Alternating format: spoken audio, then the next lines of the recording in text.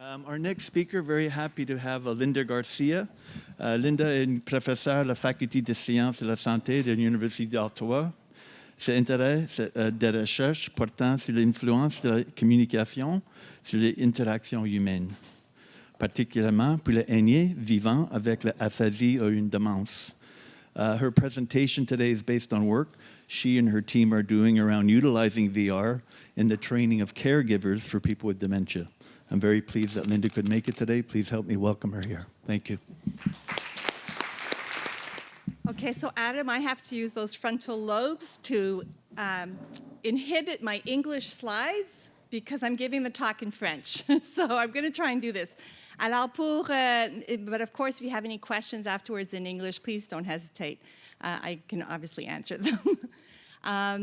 En français, alors je vais vous présenter. Alors des fois, je vais peut-être lire mes diapos parce qu'il faut que j'inhibe ce que je vais voir ici en anglais. Je vous parle d'un projet qui est présentement en cours. Je voudrais reconnaître notre équipe. Alors, il y a Annie Robitaille qui est en tout cas mon bras droit. On travaille beaucoup ensemble. Une chercheure qui est à Toronto qui travaille beaucoup avec moi. Et l'équipe, puis vous allez sûrement, je sais qu'il y a du monde de l'UQO ici, alors vous allez reconnaître Stéphane Bouchard qui est le directeur il y a une chaire de recherche en cyberpsychologie. Puis vous allez sûrement reconnaître aussi le nom de Richard qui est dans notre équipe aussi. Alors, pour ceux et celles qui ne le savent pas, la démence met un fardeau substantiel. Il y a bien des gens qui connaissent quelqu'un qui vit avec la démence. C'est un problème sociétal en forte croissance. En effet, on estime qu'il y a plus de 45 millions de personnes qui souffrent présentement de démence et ce chiffre va tripler d'ici 2030. Alors ça va être moi. Alors, c'est pour ça que je travaille là-dedans. Je vais m'assurer que tout va être bien quand je vais arriver là. Alors, ce qu'il nous faut, c'est vraiment une meilleure compréhension de la problématique, un meilleur soutien. Puis c'est clair que l'Organisation mondiale de la santé considère ça une priorité en matière de santé publique. Encore une fois, pour ceux et celles qui ne le savent pas, je vous invite à aller voir le site de l'Alzheimer.ca pour connaître les 10 signes précurseurs de la démence. Alors, ça affecte le langage, le manque du mot, la mémoire que tout le monde connaît, mais il y a aussi plein de choses. Par exemple, on peut se sentir, se retirer, avoir des difficultés à exécuter des tâches familières, une désorientation, des problèmes de jugement, des changements d'humeur, etc. Ça cause un défi vraiment important pour l'équipe soignante et pour les proches aidants. Et ce que ça résulte souvent, c'est ce qu'on appelle des comportements réactifs. Et ça cause beaucoup de stress chez les gens. Alors, qu'est-ce qu'un comportement réactif? Si on prend la démence, tous les symptômes dont je viens de vous parler, et on met ça dans un environnement physique qui est rempli d'obstacles ou qui présente beaucoup d'actions qui sont difficiles, ou si on les met dans un contexte social où les gestes de la personne sont indésirables, les actions, les mots qui sont utilisés, les gestes, ce qui arrive, c'est que l'individu pourrait, suite à la présence de déclencheurs, exprimer, souvent de manière involontaire, des comportements réactifs. L'objectif de notre projet est de diminuer la présence de ces comportements. Alors, qu'est-ce que le problème? Le problème, c'est qu'on connaît par les données probantes de la littérature qu'il y a de la formation, que ces comportements déclencheurs-là existent.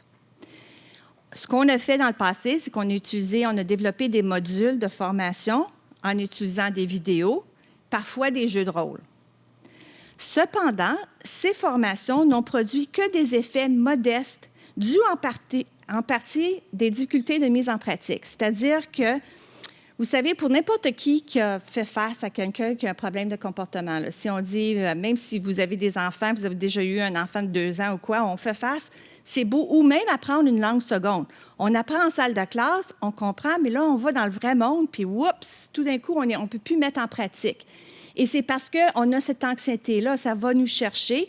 Et des fois, même si on sait intellectuellement qu'on pourrait mettre en pratique ces techniques-là, quand on fait face à la personne, bien, ça ne fonctionne pas. Alors, c'est ce qu'on voit dans le domaine de la démence, dans les soins de longue durée, des centres de soins de longue durée. Les gens, des fois, ne mettent pas en pratique et nous, ce qu'on essaie de faire, c'est d'aller chercher cette anxiété-là, prendre ce qu'ils ont appris, les mettre dans une situation où ils vont ressentir cette anxiété-là et ils doivent mettre en pratique les choses qu'ils ont apprises. Donc, entre en scène la réalité virtuelle. On peut définir la réalité virtuelle, mais je pense que tout le monde ici le connaît, mais je vais le faire pareil. C'est comme une application qui permet à un utilisateur de naviguer et d'interagir en temps réel avec un environnement trois-dimensionnel créé par ordinateur. Ça nous donne beaucoup de possibilités. Entre autres, on en a souligné, Adam en a souligné tout à l'heure, ça nous permet de mettre en scène des choses qui pourraient être trop dangereuses en monde réel ou trop coûteuses. Ça nous permet de contrôler les scénarios. Ça nous permet de répéter. Alors, si on fait de la formation, on peut répéter exactement la même scène de façon identique. Et ça peut nous permettre aussi d'aller faire un nombre quasi indéfini d'apprenants. Mais ce qui va nous chercher, nous, c'est que ça va chercher les émotions.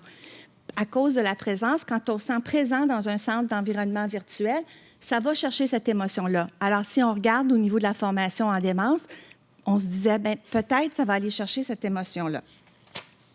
C'est ce qu'on essaie de faire avec un outil de formation.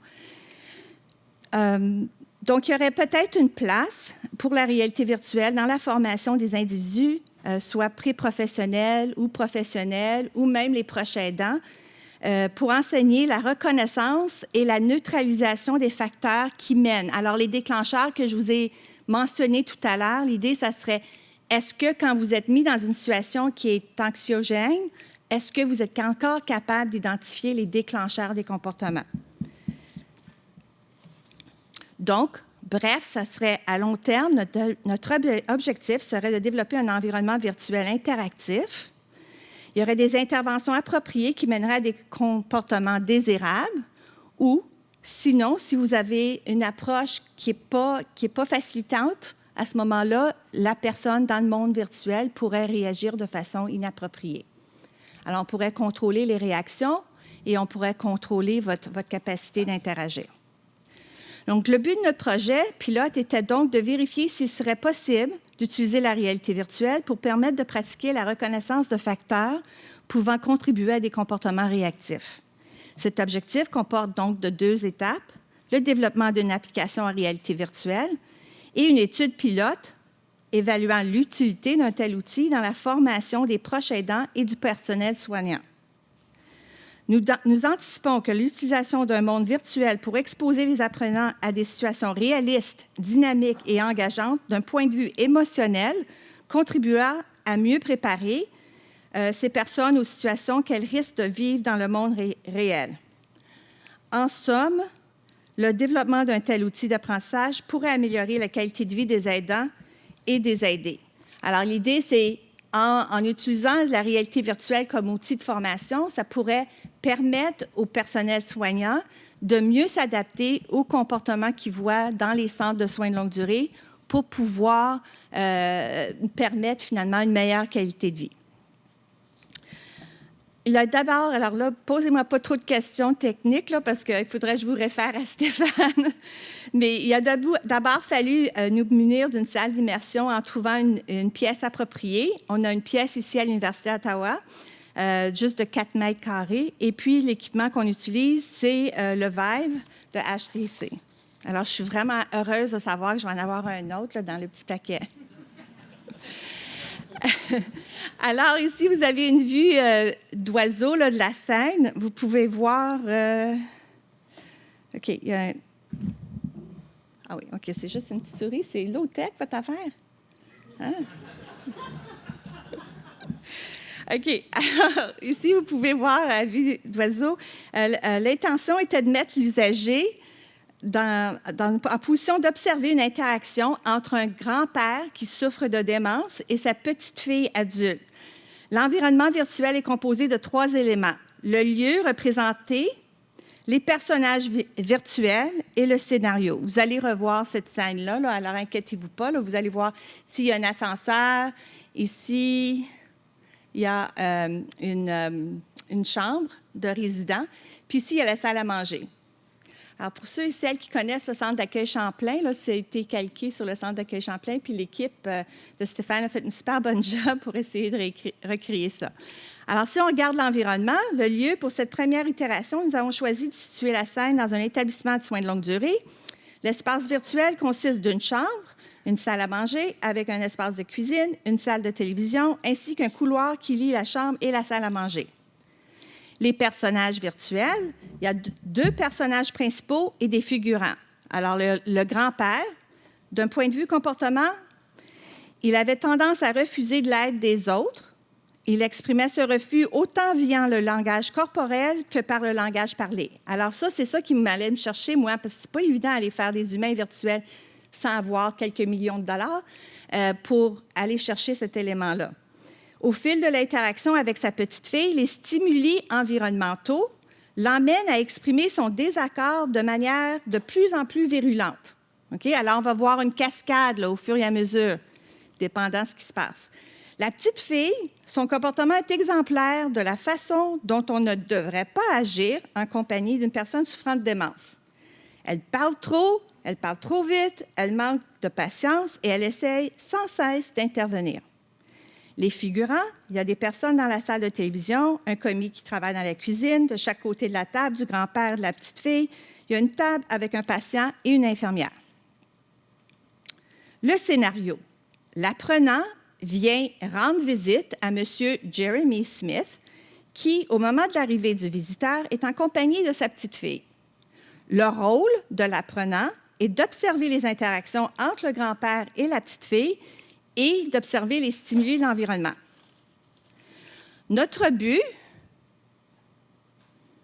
Oups, excusez, je suis en retard en anglais ici, là, ça va? OK, on est rendu ici. Alors, on avait le scénario qui était d'observer. Je vous ai parlé des figurants, puis je vous ai parlé de la mise en scène.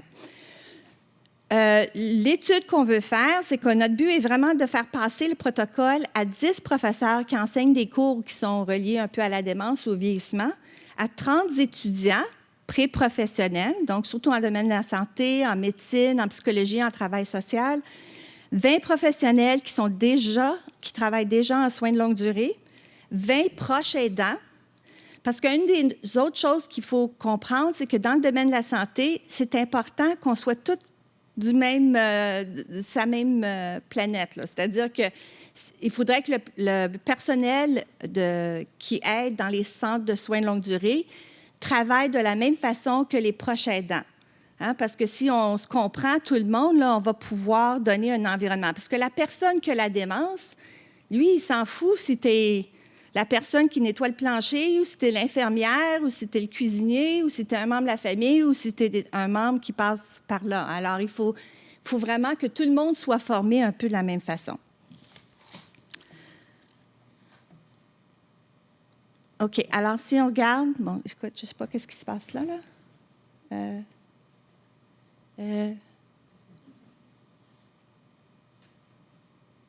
OK. On était là. C'est beau. On est revenu. Alors, après que le participant ait complété le formulaire de consentement, il complète une série de questionnaires collectant les données concernant la démographique, l'emploi, son niveau de connaissance et de formation dans le domaine de la démence et les tendances immersives du patient, c'est-à-dire du participant, pardon, à quel point il est facile pour le participant de se sentir présent dans l'environnement virtuel. On mesure la distance interpupulaire du participant, puis cette mesure est rentrée dans le système de réalité virtuelle qui facilite finalement les projections latérales des images à l'intérieur du casque. La personne visionne une vidéo alors ici, c'est une vidéo qu'une femme, c'est une proche aidante elle-même, elle conte l'histoire de M. Smith. Alors, l'idée, c'est un peu de primer la personne, le participant, avant de rentrer dans la scène. Il apprend un peu, puis il peut mieux s'identifier avec la personne avec démence une fois rentré. Ensuite, le participant complète l'immersion. Elle consiste de 3 phases. La phase d'accoutumance à la réalité virtuelle, la phase de l'exercice cognitif, puis la phase d'observation. Lorsque le participant est immergé dans l'environnement virtuel, il se trouve dans un ascenseur dont les portes sont ouvertes. Il est alors invité à sortir de l'ascenseur et à se rendre à la chambre en suivant un tracé au sol. Alors, c'est ce que vous voyez ici en jaune. Une fois dans la chambre, on lui donne un peu de temps pour s'habituer à la sensation d'être en réalité virtuelle et à la façon de se déplacer. Alors, il regarde autour, il peut regarder en dessous.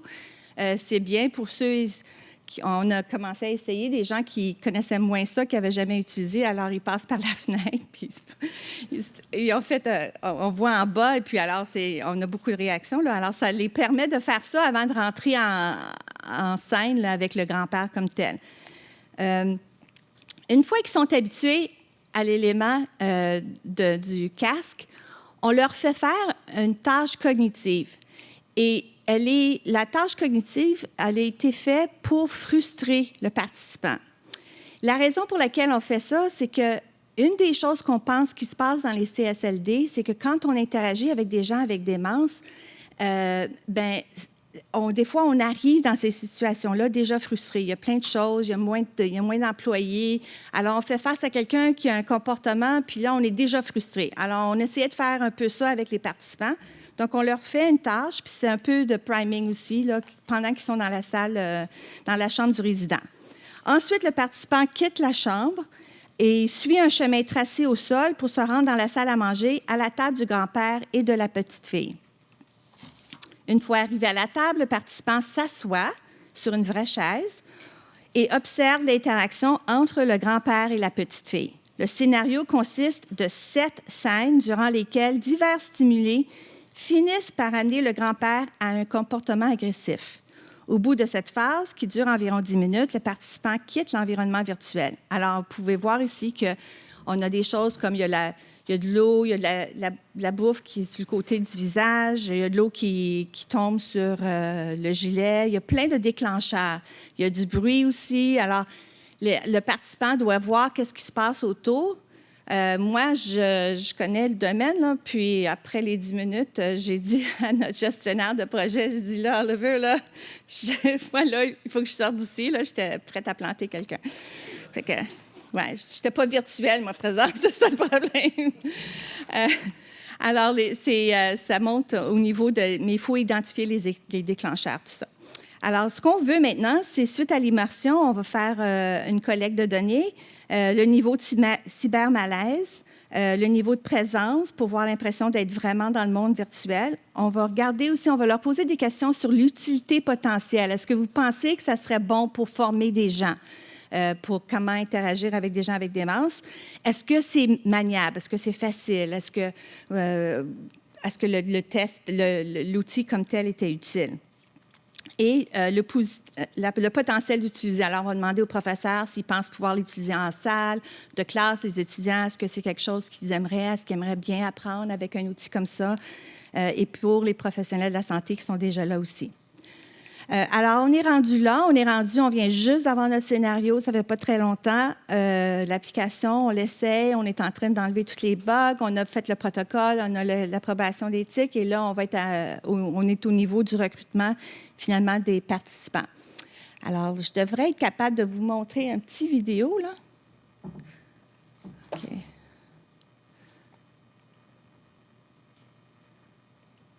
Ah, ça tourne, hein?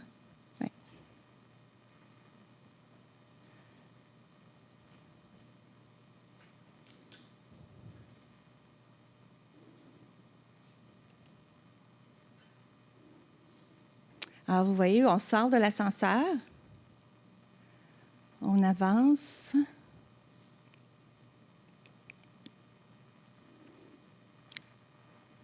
On rentre dans la chambre du résident. Et c'est là qu'on s'habitue à la réalité virtuelle et tout ça. On a notre petit test cognitif. On sort de là. On se dirige vers la salle à manger.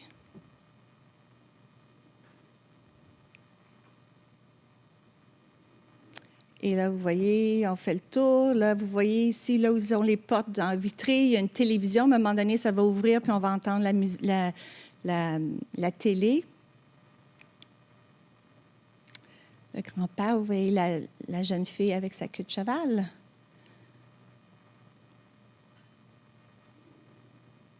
On s'assoit. Voilà monsieur et sa fille. Alors, pour l'instant, tout ce que vous avez à faire, c'est vraiment regarder ce qui se passe puis essayer d'identifier les déclencheurs ou voir s'il y a des choses qui sont un peu différentes. Et après, ben, on vous fait... C'est pour voir si c'est possible. Parce que l'affaire, c'est qu'on a déjà des outils de formation qui existent pour la démence. Nous, ce qu'on veut essayer d'aller chercher ici, c'est vraiment, est-ce qu'on est capable d'aller chercher cet élément d'anxiété? Est-ce que les gens... ils se sentent vraiment présents? Est-ce qu'ils se sentent interpellés? Et si oui, là, ça va être un ajout. Parce que ce qui existe déjà, il y a de la formation qui existe déjà avec des acteurs pour aller chercher cette émotion-là. Mais le problème, c'est avec les acteurs, c'est qu'évidemment, ça coûte plus cher, puis les participants doivent se déplacer pour être formés. Tandis qu'avec cet élément-là, on va pouvoir l'utiliser, le mettre, ça sera accessible à plus de gens. Donc, qu'est-ce qu'on a appris? Bien, écoutez, moi, je ne suis pas une spécialiste en réalité virtuelle. Moi, je suis une spécialiste dans le domaine de la santé et la démence. Alors, on a appris beaucoup de choses. C'était notre première fois vraiment à rentrer dans le monde de la réalité virtuelle. Au début, pour nos petits acteurs, là, on avait pensé que si on prenait des spécialistes dans le domaine de la démence, ils sauraient quoi faire pour pouvoir créer le grand-père et la jeune fille. Mais on s'est vite rendu compte que, dans le fond, l'équipe technique a vraiment besoin qu'on écrive tous les détails. Alors là, moi, j'ai comme appris qu'il fallait que je me mette un chapeau de directeur, metteur en scène, là, puis j'écrive tout. Elle se tourne vers la gauche, elle prend sa... Et puis, c'est là que c'était pas évident, là. Alors ça a amené des délais. Et puis, une fois qu'on commence, parce qu'encore là, c'était vraiment intéressant pour moi aussi de dire, bon, parce qu'ils me mettaient des visages de gens avec démence, mais il y avait de l'air enragé. Et ils n'ont pas, pour ceux et celles qui connaissent la démence, il y a un regard un peu vide, des fois, quand on voit les gens avec démence. Et puis, ils n'avaient pas capté ce regard-là. C'était plus un regard avec une intention agressive. Puis, j'essayais d'enlever ça. Alors, il a fallu que je travaille très près avec... Ils m'ont envoyé des humains virtuels, puis je disais, oh non, c'est pas tout à fait ça, il faut changer un peu l'image. Alors là, j'ai vraiment hâte de voir si on a réussi à faire quelqu'un qui, pour les gens qui travaillent là-dedans, est-ce que ça va les chercher? On a aussi eu un proche aidant qui a travaillé avec nous, son mari avait une démence et tout ça. Alors, elle aussi, elle nous a donné beaucoup de feedback. Et on a travaillé aussi avec des professionnels de la santé qui travaillent dans ce domaine-là pour essayer d'aller chercher cette personne-là. Alors là, il faut suivre de près avec l'équipe. C'est beaucoup de leçons qu'on a appris à travailler avec cette équipe. Mais là, comme je vous dis, on est satisfait avec ce qu'on a jusqu'à date. C'est sûr qu'on pourrait avoir des personnages encore plus fluides, beaucoup plus de détails et tout ça, mais je pense que c'est un bon début. Pour ceux qui l'ont essayé jusqu'à date, on sent vraiment une présence là, dans le centre. Alors, on espère de pouvoir l'utiliser. Alors voilà, j'aimerais remercier nos partenaires cliniques et autres, et bien sûr les gens qui nous ont subventionné, la Société d'Alzheimer et Oliver qui gère le projet pour nous. Merci beaucoup.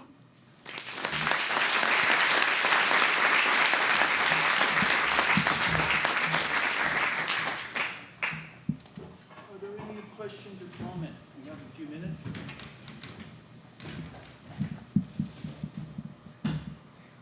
Ready? Oui.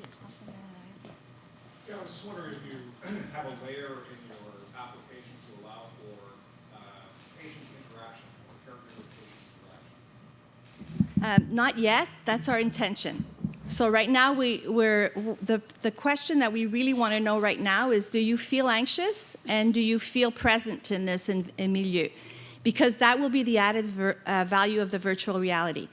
If the answer to that is good, and if people feel that there's a potential to use it as a training tool, then we'll go get additional funding to make it that. But our intention, in the end, is to do a lot of what we know, like in the psychology field, where the person can actually manipulate how the person's reacting. Because we know in the literature there's a cascade that if you don't do the right thing at the right moment, that will lead to more behaviors, more responsive behaviors. And if you keep doing it, you will eventually lead to physical aggression.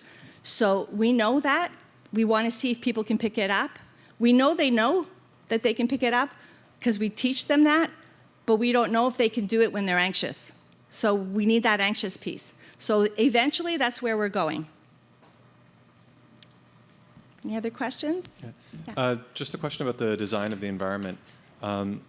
In virtual reality, when you're moving around, sometimes you can get nauseous from the artificial locomotion. And I guess from the scene, it's bigger than your 4x4 space, so they need to have some sort of artificial locomotion. Is that necessary for what you want to do? Because it sort of takes you out of the environment when you're pushing a button to move yourself through the space. And I'm wondering if that's at all relevant for what you're trying to do. Okay, I'll try and answer. I'm not sure I'll answer, or I'm not sure I understand the question totally. But one thing, when you're navigating, so you're navigating with the wand, right? You have the grillage, c'est quoi un grillage en anglais? A grid. So you can see the grid, right? So you can control it. But the thing is that just by moving, the space is okay for our purposes. Like, it's because we want to be able to use it like in long-term care homes and so on, so we can't use the larger space.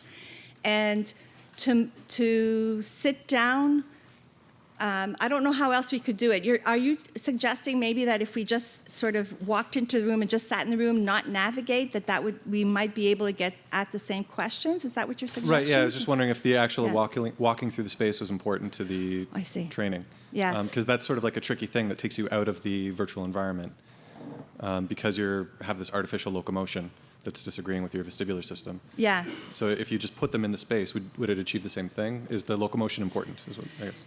Yeah, I understand what you're saying. Yeah, I guess we could have done it that way. I think we're trying to maximize the fact that you're in this place, and it does. So when we first tried it, the wine was a little quick, so you did feel a little nauseous at first. So we slowed that down a bit, and now it's a lot better. So we'll see how that goes with our participants and whether or not, we're successful in that. But I think the idea is to get a feel of that you are in this place and you're going there, and to be able to notice, and then because you're going to hear the TV at some point, so it's nice to know where that's coming from. Right.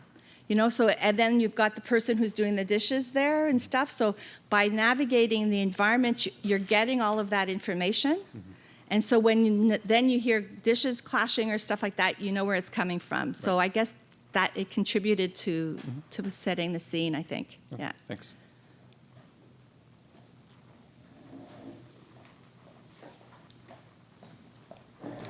Bonjour, merci pour la présentation. Une petite question toute simple. Moi, je suis novice dans ces idées-là de programmation pour tout ça. Je sais que vous n'êtes pas programmeur non plus. Je me demandais si vous pouviez juste commenter. Ça me semble astronomique comme quantité de travail de créer ce genre de choses-là. Donc, combien de temps ça a pris? Pas nécessairement des sommes d'argent, mais juste avoir un peu plus de détails sur la préparation de ce genre d'environnement-là. Merci. Bon, bien, écoutez, premièrement, le fait de travailler avec Stéphane, qui est psychologue en partant, fait que, il comprend un peu, quand moi, je parlais, il ne connaît pas la dépense. Fait que déjà, je travaillais avec une équipe, par exemple, qui avait fait beaucoup de travail au niveau du comportement humain. Fait que ça a beaucoup aidé en partant. Là où on a des délais, en fait, écoutez, moi, je dirais, là, l'été passé, on a commencé à faire avec moi, j'étais allée chercher un gériatre et puis une étudiante en sciences infirmières pour faire la petite fille. C'était des gens qui connaissaient la demande, qui avaient travaillé dans les soins de longue durée et tout ça. Et puis, en fait, ça a causé des délais, OK? Parce que l'affaire, c'est qu'il n'était pas assez enragé. Il faut que tu exagères tes gestes pour que ça soit capté par l'image. Fait que l'équipe technique, eux, ils ont pris ce qu'ils ont eu, mais ça a causé des délais parce que quand on a vu après, c'était pas exactement ce que je voulais. Alors, mis ça à part, si j'avais pas fait ça, puis si j'étais allée tout de suite avec des gens qui sont capables, tu sais, il faut vraiment que je leur dise, là, tourne à gauche, prends ton couteau, fais ça. Si tu prends vraiment le temps d'écrire ton protocole de A à Z et tu travailles de très près avec ton équipe, là, je dirais, dans une couple de mois, on l'avait là. Mais, tu sais, il faut vraiment que... Puis là, tu as des spécialistes dans le domaine qui sont capables de dire non, le look, c'est pas tout à fait ça. Ah non. Tu sais, à un moment donné, il y a des gens qui ont dit, bien, il est trop costaud. Puis moi, j'ai dit, bien, ça, c'est correct. Parce que le gars, quand on entend l'histoire, c'est un gars qui était en forme. Fait que ça fit, de 1. De 2, s'il est costaud, il va être plus menaçant. De 3, en démence, ça n'affecte pas la physique avant beaucoup plus tard. Fait que, tu sais, si je veux quelqu'un qui va être un petit peu plus menaçant, ben moi, ça cliquait. Fait que, tu sais, tu travailles beaucoup avec les gens comme ça, là. Et où ça accroche. Fait que, si tu es proche, tu as un bon scénario, puis tu as une bonne équipe qui comprend le comportement, ben tu sais, moi, je dis dans 3-4 mois, là, tu es correct. Mais encore là, tu sais, combien de temps ils ont passé dans l'équipe à travailler sur le scénario? Je sais qu'ils ont travaillé très fort, là. Puis on parlait avec une équipe qui était déjà... Mais je pense que plus on en fait de ça... Moi, ça fait longtemps que je veux travailler en interaction humaine, en réalité virtuelle. Mais parce que je suis intéressée à la communication, j'ai besoin des humains virtuels qui sont convaincants, sans avoir le budget de Hollywood, là. Fait que c'est ça. C'est beau? Merci. Merci, Richard.